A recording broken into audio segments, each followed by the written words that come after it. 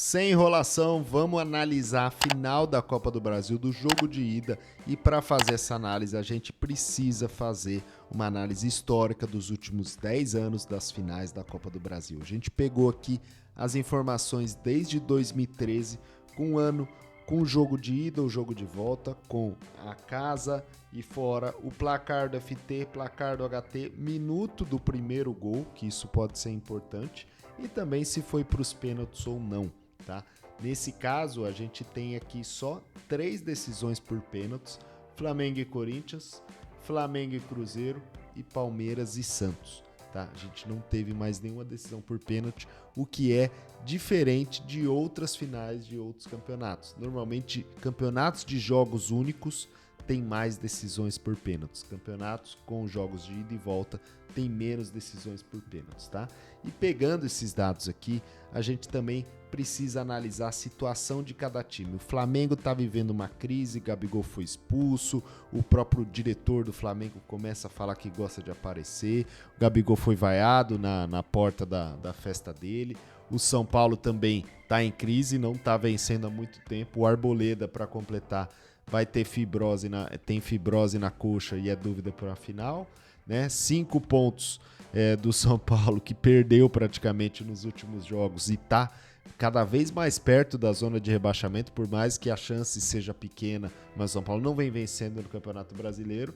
E também o próprio Dorival assumiu, né, o que todo mundo já sabe, né, que o time está com a cabeça na final da Copa do Brasil, né, por ser um título inédito, por toda a pressão que o São Paulo tem vivido por ganhar títulos de grande expressão. E também a gente precisa analisar como que é a situação no Campeonato Brasileiro. Tá? O Flamengo está em 4º colocado no Campeonato Brasileiro, enquanto o São Paulo está em 13º. O São Paulo está aqui 7 pontos da zona de rebaixamento, o que não é muito pouco, tá? 2 vitórias aí que o São Paulo deixa escapar, o São Paulo pode ficar perigando para não cair. Então, assim, é perigoso. São Paulo tem flertado com a zona de rebaixamento dos últimos 10 anos, pelo menos 5 nos campeonatos brasileiros, assim. Então, é bem complicado. O Flamengo, como 4º colocado, o Flamengo parece que está bem, mas o Flamengo é um time que tem investimento muito alto. O que todo mundo espera? Que o Flamengo fique aqui, na liderança ou vice-liderança. Então, tem uma pressão muito grande da torcida. E aí a gente trouxe esses dados aqui, analisando os últimos 10 anos, são 20 partidas. Não é um conjunto absurdo, como a gente faz as análises das ligas, mas o que é interessante aqui a gente ver? Minutos dos gols, tá? Minuto dos gols. A maioria que a gente vê aqui é do 16º ao 30º minuto. E também entre o minuto 76 e 90. Isso daqui é a maioria. O que raramente acontece são gols no minuto 61 ou 75 e gols no início da partida, tá? E aí também cabe você analisar também sozinho, né? Ver os gols de jogo de ida, os gols de jogo de volta, né? Eu não quero dar aqui a tip para você, eu quero pensar junto, tá? E do 31 ao 45 também tem um comportamento bastante parecido do 46 ao 60. Então, assim, para você que faz scalping, pode ser interessante você fazer scalping aqui nessa parte. Historicamente tem valor. São 20 partidas? Ok, mas é o que a gente tem, tá? Existe um comportamento na final, você vai ver agora nos gráficos. Under 0.5 HT e over 0.5 HT. 55% dos jogos tiveram over 0.5 HT. Over 1,5 FT, 65% dos jogos, over 1,5 FT. Por enquanto, um confronto bem equilibrado aqui, não dá pra gente cravar que tem um padrão, né? Agora a gente começa a ver under 2,5 FT, 70% das finais tiveram under 2,5 FT. O que pode ser interessante? Você usar essa informação aqui no início do jogo e fazer um scalping, aquele scalping que a gente está acostumado a fazer nos outros campeonatos de liga, que a gente faz no início do jogo, esperando uma pequena correção e vendendo nos primeiros 10 ou 15 minutos, tá? E também o que pode ser muito interessante aqui é o lei goleada, tá? Lei goleada é quando não acontece a goleada. Se você não sabe o que é goleada, a gente tem vídeo aqui no canal também explicando.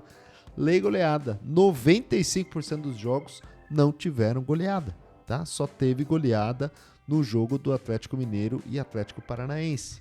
Então, o que a gente imagina aqui, vendo o histórico dos times, né? O Flamengo vem de 5 vitórias nos últimos 10 jogos e o São Paulo de 2 vitórias nos últimos 10 jogos.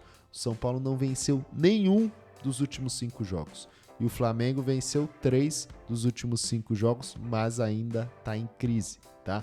Pelo momento, a gente vê que o Flamengo tem um momento melhor, tá? Pelo histórico aqui de confrontos diretos, o Flamengo tem um momento melhor. Pelas odds, o mercado também acha que o Flamengo tem um momento melhor, tá? O Flamengo merece essa odd de 1,83. Se você vê pelas notícias e pelo time jogando em campo, não merece, mas pelo histórico merece. O São Paulo tem 2 vitórias nos últimos 10 jogos, o Flamengo tem 5. Só que assim, por isso que a gente tem que ver o contexto e não adianta a gente ficar fazendo tip de Copa, de tudo mais. Copa é diferente, ainda mais final. Final você tem que analisar o contexto, você tem que ver o histórico. A gente fez isso para a Champions League, fez isso para a Copa do Mundo e bateu. O que a gente tinha de padrão bateu. Então assim, o que eu vou buscar nesse jogo? Um scalp no início do jogo, no under 2,5 FT. O que eu imagino? O Flamengo deve começar amassando o São Paulo, por jogar em casa, por dar uma resposta para a torcida e tudo mais.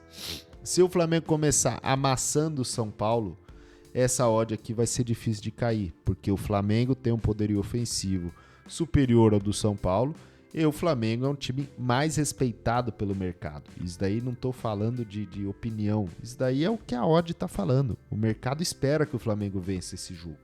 Agora, goleada. O lei goleada aqui está tendo valor, porque o mercado por enquanto está pagando 17 por uma goleada do Flamengo. E a odd histórica deveria estar em 20. A odd histórica que a gente está fazendo baseado nas últimas finais de Copa do Brasil. Só uma de 20 teve goleada. Então, lei goleada também pode ser bastante interessante aqui. E fique de olho, né? Nessa faixa de odd é difícil você manter o lei goleada o jogo inteiro se o Flamengo fizer um gol no primeiro tempo. Tá? E também, caso seja aquele jogo truncado, aquele jogo que tem poucas oportunidades, um over 0,5 FT no segundo tempo pode ser interessante. Tá? A gente só teve 2 jogos que foram under 0,5, ou seja, jogos que não tiveram nenhum gol. Tá? Então essas são as 3 entradas que eu quero buscar para esse jogo.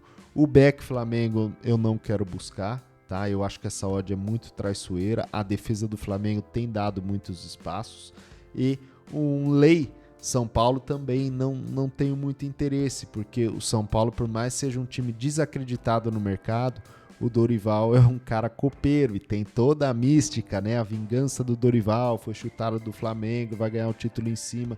Então, assim, o futebol prega um pouco dessas místicas e elas acabam acontecendo, assim como a lei do ex, que não é nada estatístico, mas existe um padrão. A gente lembra, né? Toda vez que o jogador sai do time, ele marca contra o seu próprio time, o seu ex-time.